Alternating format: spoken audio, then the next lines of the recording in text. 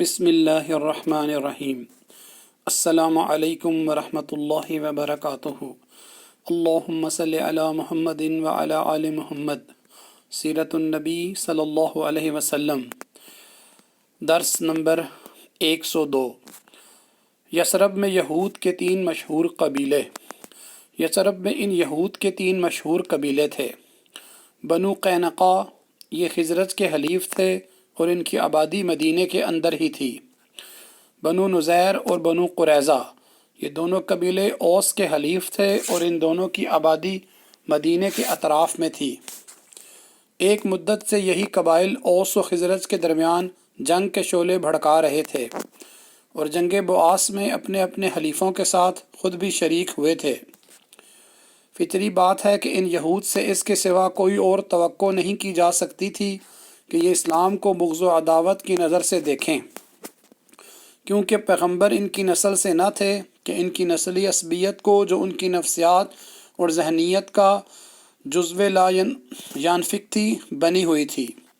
سکون ملتا، پھر اسلام کی دعوت ایک صالح دعوت تھی جو ٹوٹے دلوں کو جوڑتی تھی، بغض و عداوت کی آگ بجھاتی تھی، تمام معاملات میں امانت داری برتنے اور پاکیزہ اور حلال مال کھانے کی پابند بناتی تھی۔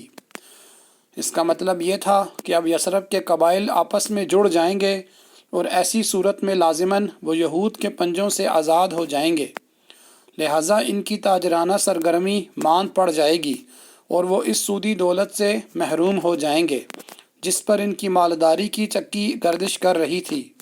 بلکہ یہ بھی اندیشہ تھا کہ کہیں یہ قبائل بیدار ہو کر اپنے حساب میں وہ سودی اموال بھی داخل نہ کر لیں جنہیں یہود نے ان سے بلا عوض حاصل کیا تھا،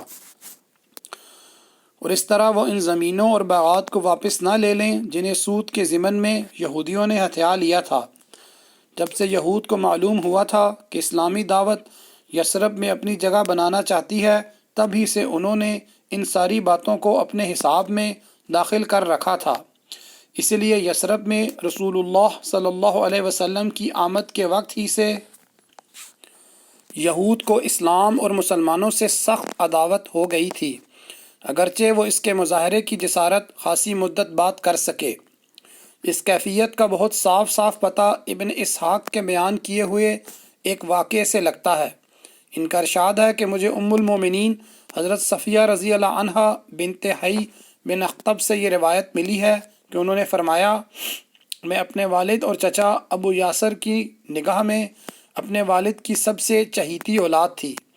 میں چچا اور والد سے جب کبھی ان کی کسی بھی اولاد کے ساتھ ملتی تو وہ اس کے بجائے مجھے ہی اٹھاتے۔ جب رسول اللہ صلی اللہ علیہ وسلم تشریف لائے اور قبا میں بنو عمر بن عوف کے یہاں نزول فرما ہوئے تو میرے والد حی بن اخطب اور میرے چچا ابو یاسر آپ صلی اللہ علیہ وسلم کی خدمت میں صبح تڑکے حاضر ہوئے اور غروب آفتاب کے وقت واپس آئے، بالکل تھکے ماندے، گرتے پڑتے، لڑکھڑاتی چال چلتے ہوئے۔ میں نے حسب معمول چہک کر ان کی طرف دوڑ لگائی، لیکن انہیں اس قدر غم تھا کہ واللہ دونوں میں سے کسی نے بھی میری طرف التفات نہ کیا، اور میں نے اپنے چچا کو سنا وہ میرے والد حی بن اخطب سے کہہ رہے تھے، کیا یہ وہی ہے؟ انہوں نے کہا، ہاں اللہ کی قسم۔ چچا نے کہا، آپ انہیں ٹھیک ٹھیک پہچان رہے ہیں؟ والد نے کہا، ہاں۔ چچا نے کہا، تو اب آپ کے دل میں ان کے متعلق کیا ارادے ہیں؟ والد نے کہا، عداوت، اللہ کی قسم، جب تک زندہ رہوں گا۔ اسی کی شہادت صحیح بخاری کی اس روایت سے بھی ملتی ہے جس میں حضرت عبداللہ بن سلام رضی اللہ عنہ کے مسلمان ہونے کا واقعہ بیان کیا گیا ہے۔ موصوف ایک نہایت بلند پایا یہودی عالم تھے۔ آپ کو جب بنو نجار میں رسول اللہ صلی اللہ علیہ وسلم کی تشریف آوری کی خبر ملی تو وہ آپ صلی اللہ علیہ وسلم کی خدمت میں بعجلت تمام حاضر ہوئے اور چند سوالات پیش کیے جنہیں صرف نبی ہی جانتا ہے، اور جب نبی کریم صلی اللہ علیہ وسلم کی طرف سے ان کے جوابات سنے تو وہیں اسی وقت مسلمان ہو گئے۔ پھر آپ صلی اللہ علیہ وسلم سے کہا کہ یہود ایک بہتان باز قوم ہے، اگر انہیں اس سے قبل کہ آپ صلی اللہ علیہ وسلم کچھ دریافت فرمائیں میرے اسلام لانے کا پتہ لگ گیا تو وہ آپ کے پاس مجھ پر بہتان تراشیں گے۔ لہٰذا رسول اللہ صلی اللہ علیہ وسلم نے یہود کو بلا بھیجا۔ وہ آئے اور ادھر عبداللہ بن سلام رضی اللہ عنہ گھر کے اندر چھپ گئے تھے، تو رسول اللہ صلی اللہ علیہ وسلم نے دریافت فرمایا کہ عبداللہ بن سلام تمہارے اندر کیسے آدمی ہیں؟ انہوں نے کہا ہمارے سب سے بڑے عالم ہیں اور سب سے بڑے عالم کے بیٹے ہیں، ہمارے سب سے اچھے آدمی ہیں اور سب سے اچھے آدمی کے بیٹے ہیں۔ ایک روایت کے الفاظ یہ ہیں کہ ہمارے سردار ہیں اور ہمارے سردار کے بیٹے ہیں، اور ایک دوسری روایت کے الفاظ یہ ہیں کہ ہمارے سب سے اچھے آدمی ہیں اور سب سے اچھے آدمی کے بیٹے ہیں، اور ہم میں سب سے افضل ہیں اور سب سے افضل آدمی کے بیٹے ہیں۔ رسول اللہ صلی اللہ علیہ وسلم نے فرمایا اچھا یہ بتاؤ اگر عبداللہ مسلمان ہو جائیں تو؟ یہود نے 2-3 بار کہا اللہ ان کو اس سے محفوظ رکھے۔ اس کے بعد حضرت عبداللہ بن سلام رضی اللہ عنہ برآمد ہوئے اور فرمایا اشہد اللہ الہ الا اللہ و اشہد ان محمد الرسول اللہ، میں گواہی دیتا ہوں کہ اللہ کے سوا کوئی لائق عبادت نہیں، اور میں گواہی دیتا ہوں کہ محمد صلی اللہ علیہ وسلم اللہ کے رسول ہیں۔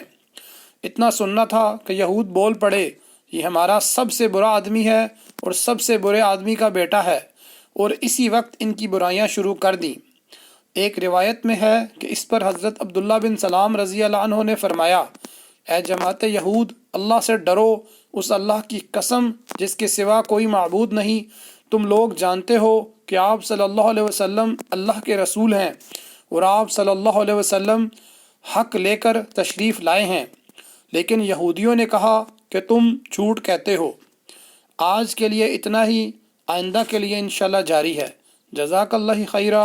السلام علیکم ورحمۃ اللہ وبرکاتہ۔